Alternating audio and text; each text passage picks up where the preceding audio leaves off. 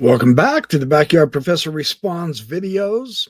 A brand new interview, the fullest one that I've heard yet of Chris Bledsoe, just dropped yesterday or the day before with Matt Beal, and it is absolutely sensational. I do believe this is the direction that we need to go. Maybe I should clarify that. Maybe I should say this is the direction that I need to go, because I am so woefully unprepared and unequipped to deal with changes coming up in our society. Probably within the next 2 years, I would say roughly. Things are on the move, things are changing, which is typical. Stability is not to be had in the world. We are to be almost undone, as it were, and it's going to take the insight, the wisdom, the intrusion of the divine feminine, interestingly enough. Now, there is an absolute beautiful, perfect matching counterpart to this. I have a clip of Chris I will play where he talks about the divine feminine and his experience with the lady. Heinrich Zimmer, Myths and Symbols in Indian Art and Civilization, edited by Joseph Campbell. It is one of the premier books on the ancient Indian myths, symbols, religion, apocalypse of the world, prophecies, etc., which they told in story form.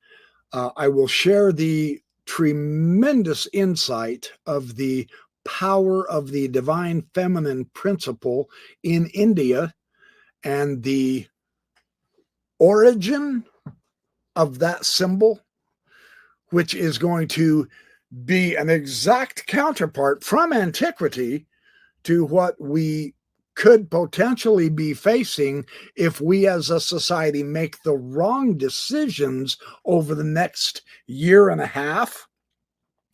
Then we could be in deep trouble. So let's get to this. Let's get to this interview of Chris, and let's see his layout first, and then I will present a perfect ancient counterpart to this, showing us that if we do not study history, then we are fatally bound to repeat it, even to the point of extermination.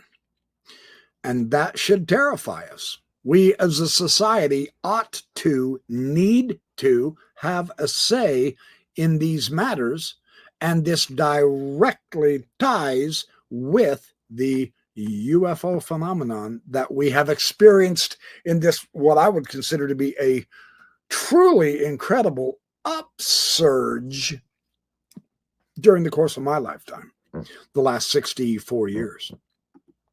So let's take a look at what Chris has to say. Hopefully, I will not get in trouble with copyright issues. The last couple of videos I've tried to make clips of, there were some copyright issues, and I didn't overdo the copyright public sharing either, but be that as it may, it's sometimes how it works. We'll see. If not, I will leave a description of this interview and the timestamp of where this information that I'm commenting on can be had. Well, hopefully I won't have to clip it out like I did my last one. Like if there's, are you saying that the one true God is everything? Okay, so it's not It's a Christian. program. It's everything. All information would be God. You could never look upon God. But if God was to send a representation of himself, if he sent Zeus with a lightning bolt, we'd all fall out dead on the ground the minute he appeared, because that would just scare you to death. I mean, literally, it can kill you from fright. But if God appeared as a loving mother, which apparently has happened for the last 1,000,000 years, 800,000 years. I've been studying this with some of the leading scholars in the world, and they've been the first depictions of God as a woman. But so if beliefs are leading to the wars, and identification with religion is leading to the wars that you were shown between Iran and Israel and Syria. Before we continue on, I was going to stop it earlier than that. It's all right. It's all good. I'm just a human, you know. I make 200 errors per video. It's all good. Bledsoe is not kidding. I know he's been studying with some of the world's leading scholars on this ancient religious aspect and idea, and this has been a field of study that I have been involved in myself as more or less as a hobbyist, especially when I was in Mormon apologetics. But this idea of the very first representation of God is a woman, he is not kidding. Two very excellent texts, and I get it, this is a little bit older, but it has aged well. It has not been refuted because it's a little bit older of studies. It's just simply that more and more and more new studies have come out, not replacing the theme, but expanding it. So when you say outdated, you have to be careful when you talk about things like that. But this is Marija Gimbutas, the goddess. And this is a huge text where she has all kinds of sumptuous pictures, discussions, diagrams of the goddesses. Absolutely. And I'm just quickly turning. There's the bee goddess. She is a very important one. In the Bible, Deborah in the Old Testament was a bee goddess. No joke. Very interesting. A land flowing with milk and honey. That's bee imagery. Anyway, she goes through the archaeological aspects of the language of the goddess in remote antiquity, far earlier than Sumeria. And then her other one is the civilization of the goddess, Marija Gimbutas. And she goes through the tatters and litters and context of the archaeology, where the goddess cultures were, the remains, the pottery, the pictures, etc. Very incredible, total comprehensive texts. Both of these are well worth getting if you can at all do it. They're gigantic, hundreds and hundreds of pages, tens of thousands of illustrations tying in this theme. So this is not an aberration that Bledsoe is talking about. This is the context. Early human societies were matriarchal. That is, they were guided by women. And Rianne Eisler, in her book, The Chalice and the Blade, it's up here somewhere, she talks about that extensively. That was one of the first texts I got a hold of that put me on to this subject like a bloodhound, and I have not relented since. I've been looking into this goddess aspect for decades, and I have discovered that it is a in my opinion, it is a quite remarkable, I don't want to say confirmation, but it is. Oh, heck, I'll just say it. It is a remarkable confirmation of the goddess that Bledsoe experienced. And quite frankly, when he told his story to, the guy has talked to the CIA, the DOD, the DIA, the FBI, all of the three-lettered agencies, all of the idiots that are causing all of the world problems. They were blown away by his authenticity. And the central core to the authenticity of them realizing Bledsoe was not full of it was this visitation of the lady. True story. He says that time and again, and others who have talked to Chris, Jim Simovan, he's been interviewed, and he's one of them that said, yeah, we knew this was the real deal when he brought up the lady, because that is the authenticating factor, and that is really critically important to grasp. So I just wanted to throw that out. Now we're going to go to a further elaboration of something that I want to bring in, what I consider to be an exquisite parallel here, again involving the goddess from ancient India, from the Vedic side of things, instead of the Western side of things through the Gnostics, as my video yesterday discussed in extensive detail. This is a worldwide phenomenon anciently, as well as right now today. This is the overarching context. So let's keep going.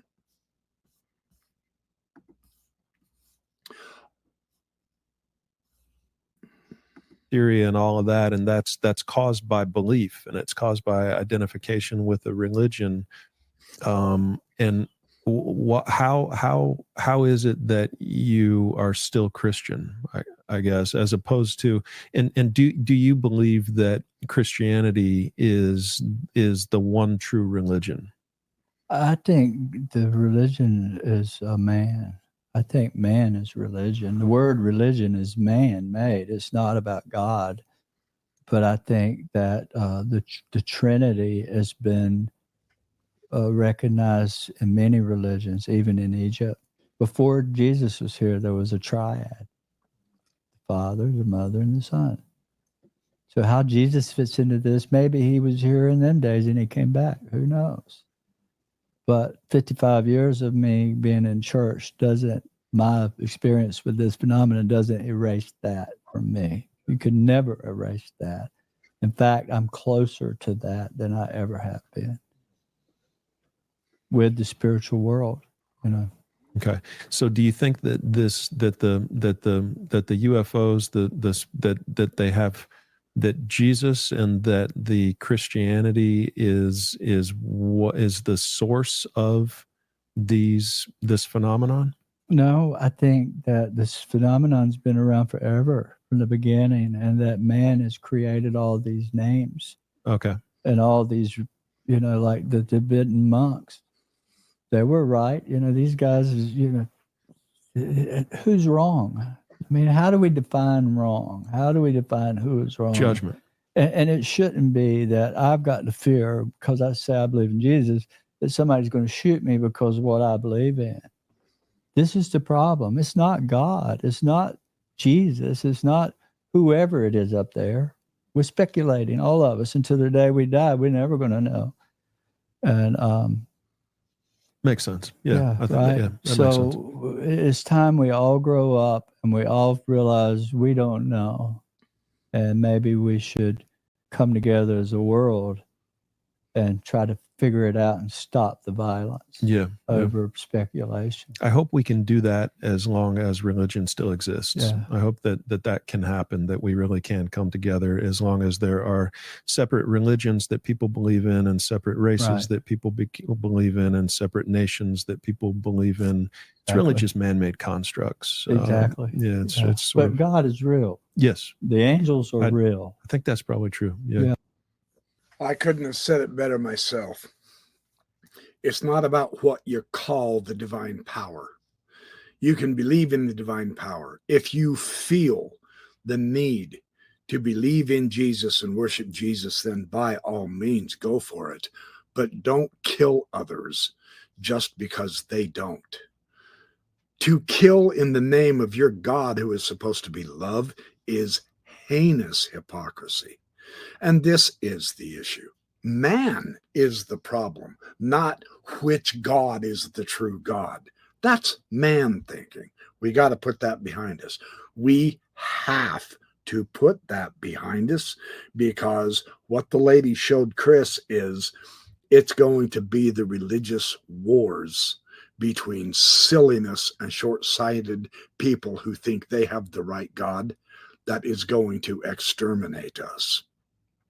The Crusades were bad enough in the medieval ages. They didn't have the power, but we do now. And this is part of the message of the lady. We can choose correctly.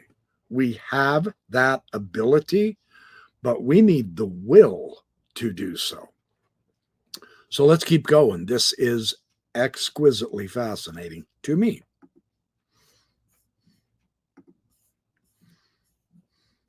Yeah. And whoever it is, however it lays out, nobody's right.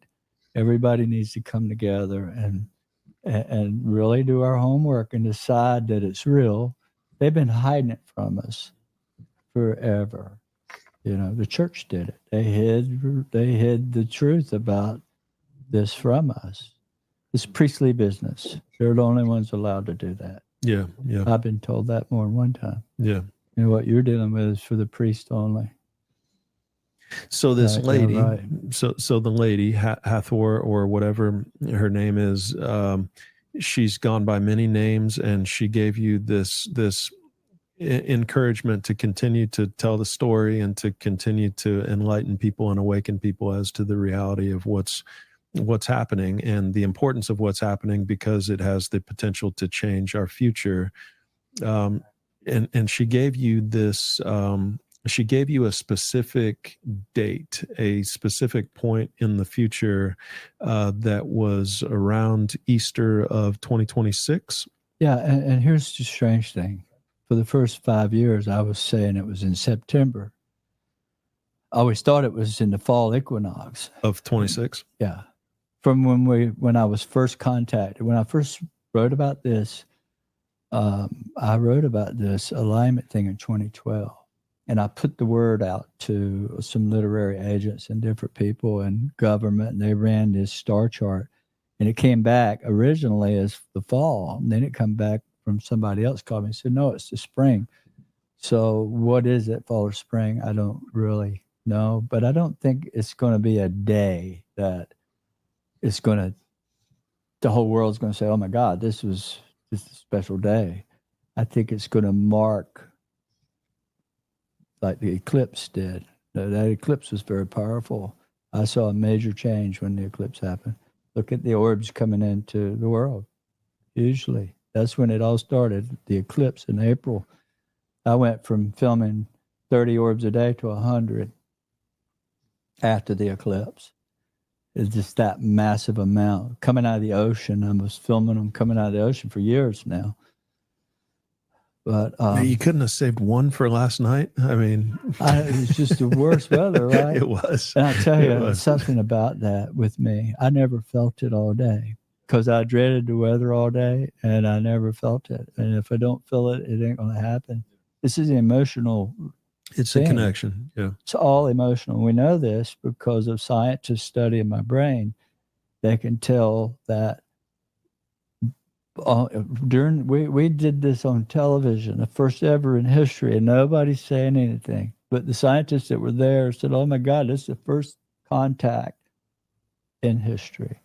I did it on TV with the History Channel with a helmet on my head, with scientists sitting at a monitor observing, right?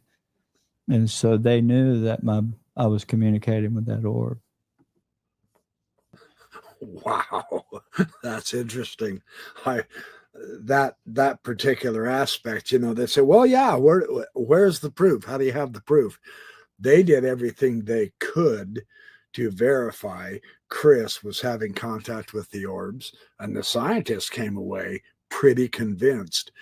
In fact, if I remember, I can't remember which influence started which side, but I mean, the military got involved. Colonel Alexander was absolutely taken back and blown away when he visited Chris at his own house. And Chris told him, he said, they walked outside, and Alexander said, well, this orb business is interesting, and then Chris said, oh, they're here. And then they immediately showed up, and it blew Alexander out of the water. He said, "Oh my God, you really are communicating with them." He said, "Oh yeah, I can feel it. I can feel when they're going to show up. They let me know. And they are showing up specifically for your benefit. I've seen this hundreds of times. This is for you." And that put Alexander right into the game. And he has said so in public interviews as well. So this whole issue, yeah, apparently they were together the night before, and the weather was really bad and nasty and cloudy and overcast, and so they didn't get to see orbs. So later on they'll get together and do that. But Bledsoe brings up something else that I think is really spooky from my take on it, and this is the direction I think UFO studies needs to take advantage of, so that we can prepare everyone around the world, not for the technology race that only the military narrow-minded mindset thinks of. There is something much greater and grander than getting bigger, stronger weapons so that we can dominate the world. That attitude has got to change, sincerely, because that's what's going to destroy us. The good news is the lady has let Chris know that you are not allowed to destroy this planet, because you're not the only ones on this planet that matter, you dumbasses. So we're going to stop it if you make the wrong decision. And then where does that leave us as a society, right? If we have to have the outside help, if we can show enough maturity and spirituality that we can learn to finally put the Buddha's words to effect worldwide, the Christian Jesus Savior's words into effect, and love one another, instead of quit being so goddamn idiotic, short-minded, and stupid, and thinking of just lording it over everyone. If we can change that into the much grander, all-encompassing, let's live in peace moment, then we've got a chance, in my opinion. But it's serious, because we're almost through January 2025 right now. We have through the end of, well, at least to the fall of 2026. Are we going to do the right thing? I sincerely hope we can. We need to become aware of it ahead of time, so that we can all begin voicing our concerns to say, this isn't about the sensationalistic aspects of cool-looking UFOs up in the air. That is not what this is about. Let's not get sidetracked on the real meaning and message of what I would consider the UFOs are. They're here as a warning. They are trying to help us make the right decisions. And Chris has been shown that we may not do that. And that's scary. But we can make the right choices if we have the willpower to. So that's the hope. But we have to get the word out. You know, by now, unfortunately, our culture has brainwashed all of us so badly that we have to be entertained or life is meaningless.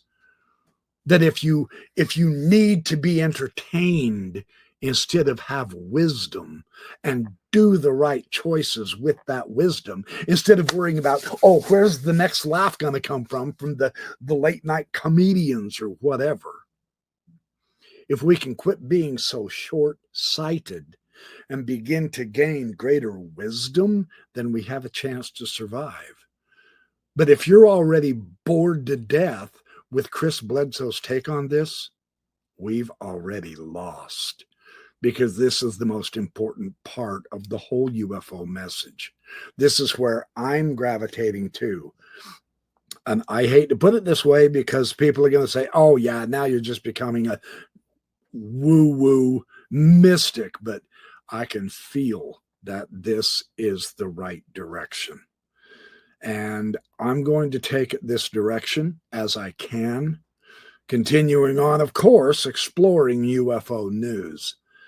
But for the benefit of my children and grandchildren, I'm going to fight for their right to continue living on this earth. I would really like it if everybody else within the sound of my voice adapted that attitude, and let's actually do something to change the approach of the world military industrial complex and the ridiculous stupidity of shedding blood and killing each other because that stupid apostate group believes in Allah and it should be Jesus. Or someone else says, well, they believe in Jesus and he's a fake God, so we've got to kill them off. That bullshit attitude has got to disappear, or we will.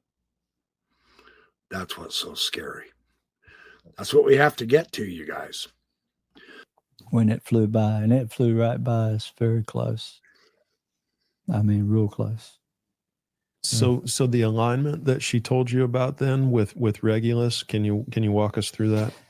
Yeah, she said, she showed me that vision again that I had in 07, when I was over the pyramid. 08, I remembered it right. I could see so I get to see this whole vision again she reminded me of that vision, I would say. I'm not saying she took me there, but I remembered from 07. And she said, trouble's coming. And she showed me the alignment, and she showed me the nuclear exchange. It was a nuclear exchange between Israel and Iran. And she said that this does not have to happen. But when we get to this point, this is when we're going to come back. And when the rockets left, I saw the whole sky light up with orbs just started appearing in thousands in the sky. And that's when I was pulled back and I couldn't see anything past that. So what happened? I felt like they stopped it. But she said, when you see this, she said that if they didn't come back, there wouldn't be anything left. And that we could change it all. That they can touch your heart. They can change you from the inside out. It don't matter how much Trump or Biden or any of them get up and try to unite the people. There's been so much division. It's completely off the charts worldwide. They've intentionally divided this planet, bringing foreigners in and and putting them in situations where people, you see it. It's all over. It's in England. It's everywhere. Why are they doing that? Why? And it's destabilizing our collective conscience to fear. So everybody's living in fear. And she can change that, or the phenomenon can change your heart. The only thing can save us, not man. They get peace for a little while, but it'll be right back at it again, as long as man is in rule. And there it is. Now, we don't know if any of this is even real. This is Chris Bledsoe's experience, but he doesn't give me any reason whatsoever that I can tell. And I've watched many, many video interviews of this man. I've watched Bledsoe say so with his son, Ryan. I see no evidence of duplicity or lying or deception here. I see worry. I see a man who's trying to figure this out with us and share a word that apparently these beings can see into the future, and they're here to give us a chance by showing us the terrifying problem that we're leading to if we continue in the same way that we are doing right now today. That's why it's time to change. Because if this is accurate, the time is short. Now, what's my stance on all this? My stance on all this is very simple. Take this seriously. Whether it's true or not is irrelevant.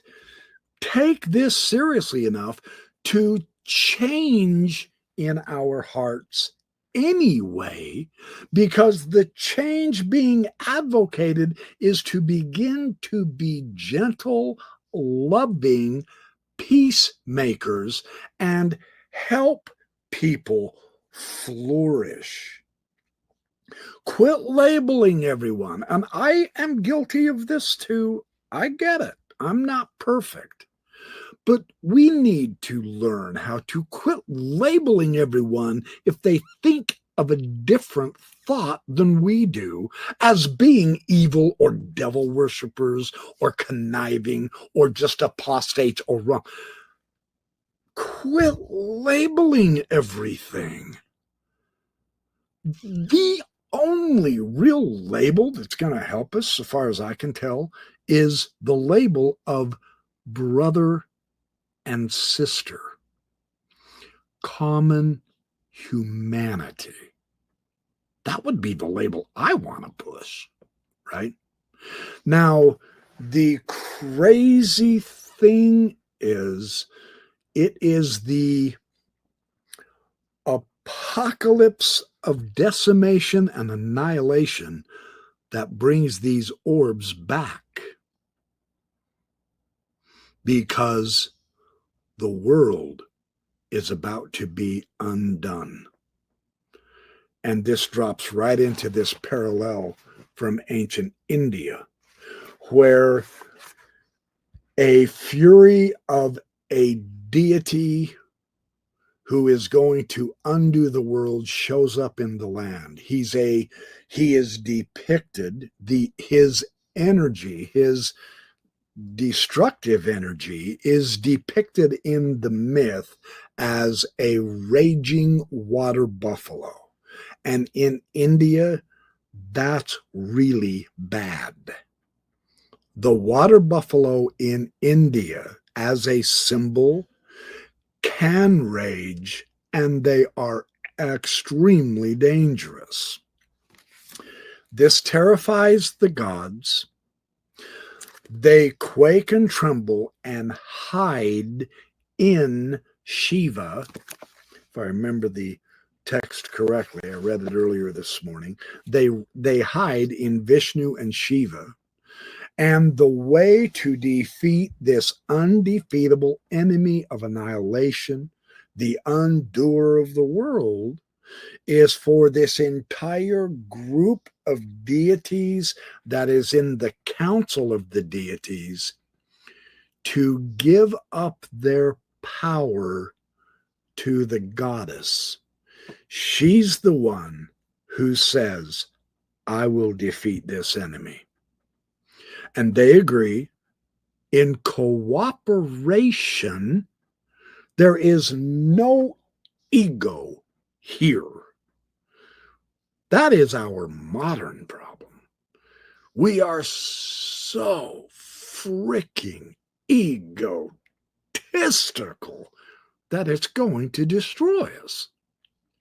This is a cooperative, entire societal participation in this myth.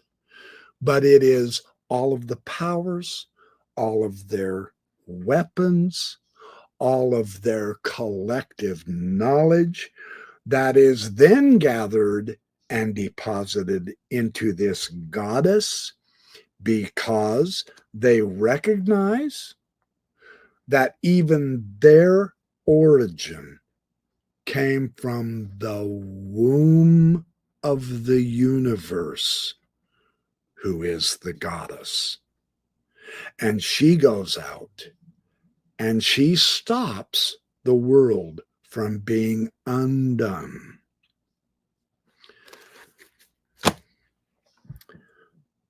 This, within a year and a half,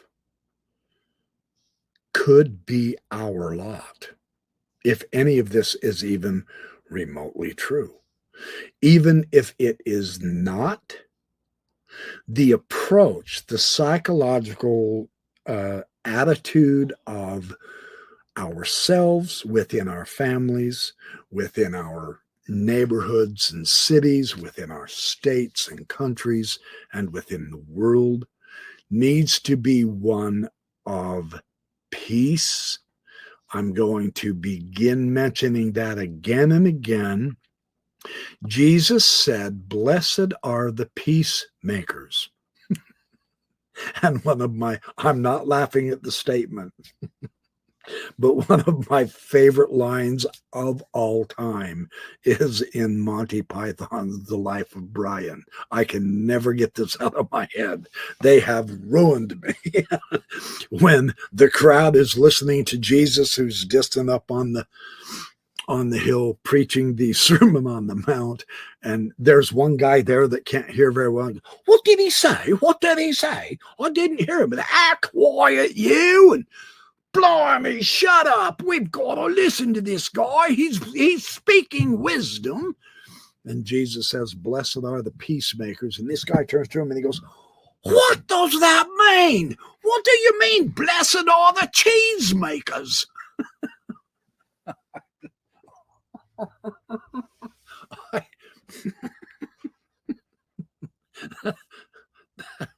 Yeah. Always look on the bright side of life. The ending of The Life of Brian, that cross ending, is one of the greatest of all time ever made, man. Always look on the bright side of life. That's what we need to do, on a serious note. But we may not be having enough time, because things appear to me to be changing. There's no question about that. I mean, look at all the executive orders that Trump has signed in just the first 2 days in office. And now he has opened up the JFK files. Is he going to do the same with the UFO materials? He said he was going to, we hope. Hopefully he'll be a man of his word, but that's, I'm not going to turn this into politics. I am much more interested in the vastly more important subject of our common humanity and peace-bearing needs in our world. We have let the evil get too strong, and we need to begin to work on that. So, a pretty somber video this morning, but one that I believe is very necessary, because we are hurtling toward the future at breakneck speed. Of course, time is going the same speed, but until you get to be my age, and then it seems like it's going 10 times faster. Again, this is my psychology of aging, but I really hope and pray that I can keep my faith in humanity. Please, let's not let each other down. That would be my hope. Okay. So I've got more videos that I will make that is much more upbeat and exciting and all that, but this has to begin to be emphasized and put out there, in my opinion. So thanks for watching my Backyard Professor Responds videos. I will be back as I have time and as I can. I appreciate all of you and your support. Hit the like button, share this video with absolutely everybody you know. I should have said that at the front. So many people just watch the first 3 minutes of videos and they completely misunderstand everything because we've been so dumbed down and brainwashed into thinking if I don't get it in 2 minutes, then it's not going to be there. I feel sorry for us for falling into that ridiculously stupid trap of those who are in power, and we are letting them get away with destroying our abilities to think. That I will fight against. That's my word. Thanks, you guys. Have a great day.